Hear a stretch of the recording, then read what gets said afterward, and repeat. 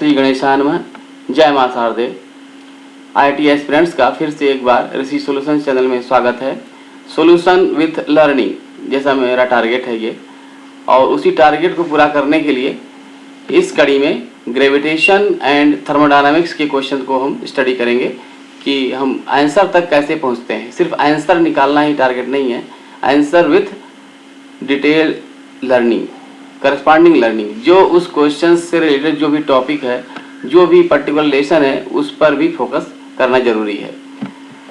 और ये क्वेश्चंस हैं जेईई मेंस के 30 जनवरी 2024 शिफ्ट सेकंड के हैं।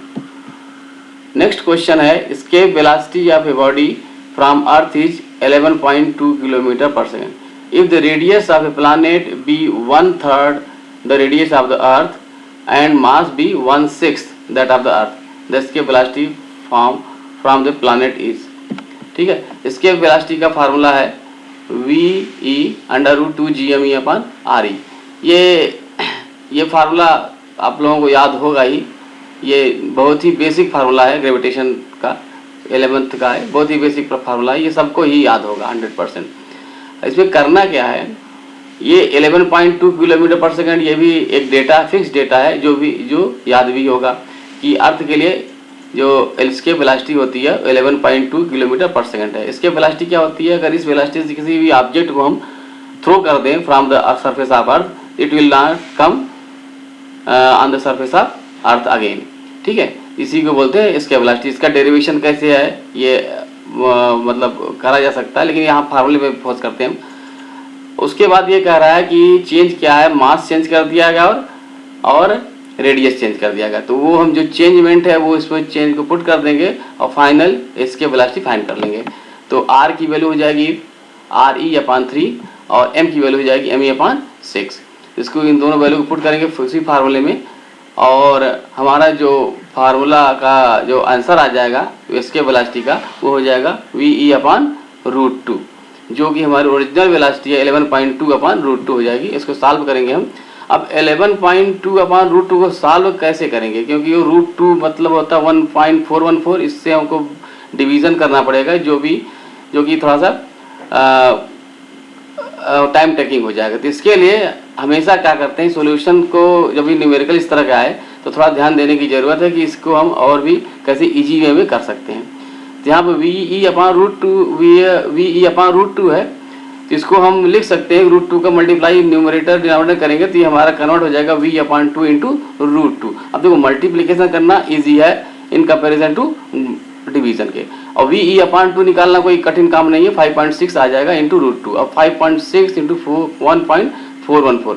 अब यहाँ पर हम आंसर तक पहुँचना है, तो अब इसके बाद इसको हम आंसर निकालने के पहले एक बार ऑप्शन देखना जरूरी है। अब यहाँ पर 7.9 है, 8.4, तो ये 11 पॉइंट तो हो नहीं सकता, 4.2 भी नहीं हो सकता कतई, तो ये दोनों कट गए, 1 और 2 बचा।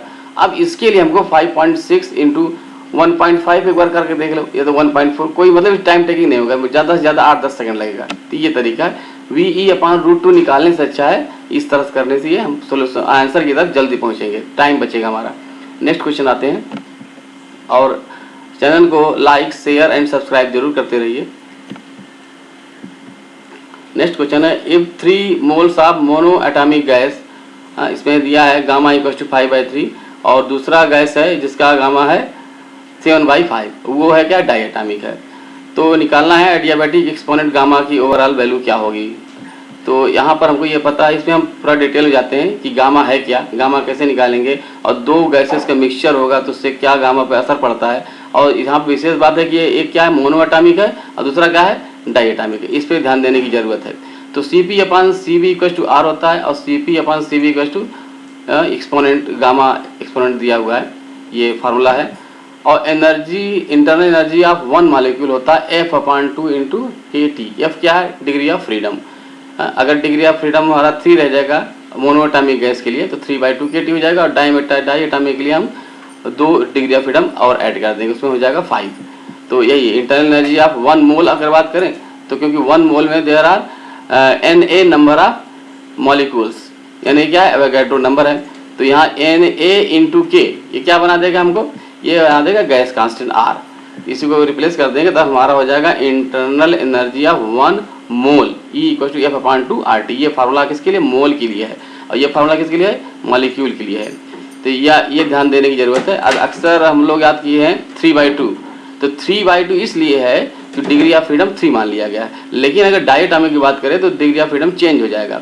तो वही F/2 RT याद करना ज़्यादा सही रहेगा, या F/2 KT फॉर 1 मॉलिक्यूल, और 1 मोल के लिए हो जाएगा F/2 RT। ठीक है। अब internal energy of 3 mole of monoatomic gas. अब मोनोएटॉमिक है तो डिग्री ऑफ फ्रीडम 3 हो जाएगा यहाँ पर, और क्योंकि अब यहाँ पर 3 मोल है, 1 मोल के लिए दिया फार्मूला है, 3 मोल के लिए 3 मल्टीप्लाई हो जाएगा तो 9/2 RT हो जाएगा। 3 मोल मोनोएटॉमिक के लिए है। अब आते इसी तरह से डायटोमिक के लिए क्या हो जाएगा? डायटोमिक के लिए 2 मोल है और डिग्री ऑफ फ्रीडम 5 हो जाएगा, तो हो जाएगा 10/2 RT। तो अब एनर्जी हम ऐड कर देते हैं, टोटल एनर्जी कितनी हो जाएगी? 19/2 RT। अब 19/2 RT है, और टोटल एनर्जी जब हम गैस मिक्स करेंगे तो टोटल एनर्जी वही रहेगी, लेकिन नंबर ऑफ मॉलिक्यूल्स कितने हो जाएंगे? 3/3 + 2 5 हो जाएंगे, क्योंकि 3 है मोनोएटॉमिक के लिए और 2 मोल है डायटोमिक का। और F हमने क्या मान लिया कि जो ओवरऑल हमारा डिग्री ऑफ फ्रीडम आ रहा है मिक्सचर का वो F है, तो इसको इक्वेट करेंगे तो यहाँ से हमको ये F की वैल्यू मिल जाएगी यहाँ पर। अब दूसरे तरीके में आते हैं कि delta E equal to CV delta T at constant. अब डेल्टा की E क्या है कि जो चेंज होगा हमारा कोई भी एनर्जी जब जब हम specific constant at constant volume पे करेंगे, जो इंटरनल एनर्जी चेंज होती है delta E equal to CV delta T at constant volume पर है। अब यहाँ से CV की वैल्यू क्या हो जाएगी? इसी को जो डेरिवेशन हमारा उसी को हमने मैथमेटिकल फार्मूला कर दिया, DE/dt हो जाएगा। तो DE/dt क्या हो जाएगा? F/2 × R। ये कहाँ से आया? ये देखो, ये F/2, क्योंकि जो उसका फार्मूला है इंटरनल एनर्जी का वो हो जाएगा हमारा E = F/2 RT होता है। जब इसको डिराइव करेंगे, डेरिवेट करेंगे हम, इसका डेरिवेटिव निकालेंगे, डिफरेंशिएट करेंगे, तो ये हो जाएगा F/2 R हो जाएगा। तो CV की वैल्यू यहाँ से आ जाएगी। इसी तरह से CP क्या हो जाएगा? CP इक्वल टू हो जाएगा यहाँ से CP equal to CV + R। तो CV हमने F/2 + R किया तो हमारा फार्मूला हो जाएगा CP के लिए फार्मूला हो जाएगा, और ये फार्मूला हो जाएगा CV के लिए होगा। CP और CV दोनों निकल आया। अब हमको निकालना है CP/CV इक्वल टू गामा, दोनों को कर दिया तो ये हमारा आ जाएगा फार्मूला 1 + 2/F। ये भी एक फार्मूला है कि गामा इक्वल टू होता है 1 + 2/F का, ये भी एक फार्मूला बनता है। और ये कहाँ से आया फार्मूला? ये पूरा डेरिवेशन कर दिया गया यहाँ पर। अब तुमको F यहाँ से निकाल सकते हो, उस वैल्यू को यहाँ पुट कर देंगे तो हमको गामा मिल जाएगा। अब F यहाँ से कितना आ गया था? पहले वाले में जब कंपेयर करोगे तो F आ जाएगा हमारा 19/2, क्योंकि इधर 5 है, F इक्वल टू 19/5 आ जाएगा यहाँ कंपेयर करने पर F की वैल्यू। अब वो वैल्यू जब पुट करेंगे हम तो गामा की वैल्यू मिल जाएगी, ये हो जाएगी हमारी 2/19/5 + 1 29/19, दैट इज 1.5263 हो जाएगा यहाँ पर। तो यहाँ पर किस पे फोकस करने की ज़रूरत है? ये तो बेसिक फार्मूला है, सबको याद होगा। उसके बाद ये 1 मॉलिक्यूल के लिए एनर्जी कितनी होती है? F/2। मोनोएटॉमिक के लिए F की वैल्यू हो जाएगी 3, और डायटोमिक के लिए हो जाएगी F की वैल्यू 5 हो जाएगी यहाँ पर। ठीक है। तो अब एनर्जी की बात करें 1 मोल की, तो Na से मल्टीप्लाई हो जाएगा और R इक्वल टू हो जाएगा K × Na। ठीक है। अब दोनों एनर्जी सम कर देंगे और कंपेयर करके हम F की वैल्यू निकाल लेंगे। अब दूसरा क्या है यहाँ पे याद करने के बाद कि CP और CV को याद करना ज़्यादा सही रहेगा। CV की वैल्यू होती है F/2 R, F degree of freedom. ये आगे भी काम आएगा, क्वेश्चन के नेचर जगह चेंज होगा तब वहाँ यूज हो जाएगा। तो जहाँ जहाँ टिक है वो याद करने की ज़रूरत है। और इसी तरह से हम यहाँ पर वैल्यू निकाल लेंगे CP/CV का, कंपेयर करके F की वैल्यू निकाल, तो ये हमारा आ जाएगा। आंसर है 1.5263 आ रहा है, जो कि आंसर नंबर 2 के बहुत ही क्लोज है। तो answer number 2 is correct. Next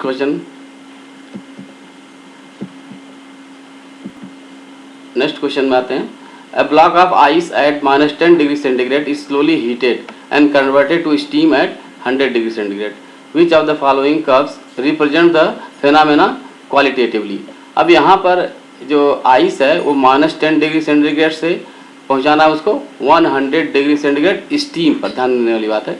तो जब पहले हीट सप्लाई करी जाएगी तो पहले आइस कन्वर्ट होगा -10 डिग्री सेंटीग्रेड से आइस 0 डिग्री सेंटीग्रेड तक, 0 डिग्री सेंटीग्रेड तक। उसके बाद क्या होगा, 0 डिग्री सेंटीग्रेड आइस कन्वर्ट होगा 0 डिग्री सेंटीग्रेड वाटर में। सेम टेम्परेचर रहेगा, लेकिन यहाँ पे स्टेट चेंज होगा, सॉलिड से लिक्विड में आ जाएगा। फिर 0 से 100 जाएगा वाटर का, फिर 100 डिग्री सेंटीग्रेड वाटर कन्वर्ट होगा 100 डिग्री सेंटीग्रेड स्टीम पर। तो यहाँ पे 4 स्टेज आ गए ये हीट जो सप्लाई करी जाएगी वो 4 स्टेज में होगी। तो पहला स्टेज में क्या है, -10 डिग्री सेंटीग्रेड आइस से 0 डिग्री सेंटीग्रेड आइस तक। उसमें Q1 क्या हो जाएगा, mCT -10, तो दैट इज हो जाएगा mCT + Q0 है। तो अब यहाँ पर स्ट्रेट लाइन बन रहा है, और अगर हम T की वैल्यू -10 रखेंगे तो ये कैंसिल आउट हो जाएगा, मतलब ये पासिंग थ्रू ओरिजिन होगा यहाँ पर फिलहाल। तो क्यों ओरिजिन होगा, क्योंकि ये T क्या है, T विथ रिस्पेक्ट टू -10 है, -10 से कितना ज़्यादा होगा। तो अगर T की वैल्यू हम -10 रख देंगे तो 0 आ ही जाएगा। तो इस केस में T की वैल्यू -10 रखेंगे तो Q1 कितना हो जाएगा, 0 हो जाएगा। तो ये पासिंग थ्रू ओरिजिन है। दूसरा केस है कि दूसरा होगा from 0 degree centigrade ice to 0 degree centigrade water. तो Q2 कितना हो जाएगा, M × Li, मतलब लेटेंट हीट ऑफ आइस। तो उसका मल्टीप्लिकेशन होगा, स्टेट चेंज होगा, मात्र टेम्परेचर चेंज इसमें नहीं होता। थर्ड, 0 डिग्री सेंटीग्रेड वाटर में कन्वर्ट हो चुका है वो आइस, अब इसको चेंज करेंगे हम 100 डिग्री सेंटीग्रेड वाटर। इसके लिए Q3 हो जाएगा mCT - 0। तो ये हो जाएगा हमारा mC × T, क्योंकि यहाँ पर इनिशियल डिग्री कितना है, 0 है।